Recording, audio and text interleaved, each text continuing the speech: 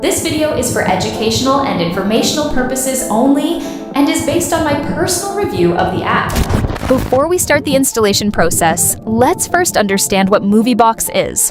MovieBox is a popular entertainment application that lets users stream and enjoy a wide variety of movies, TV shows, web series, documentaries, and other video content from a single platform.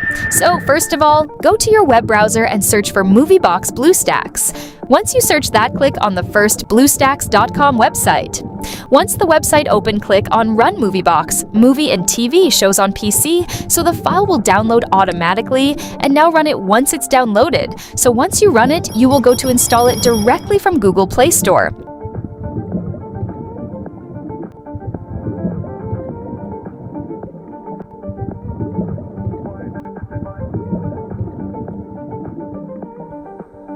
So once your Google Play Store is open, click on Install.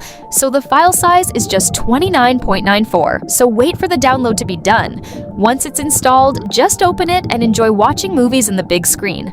That is it.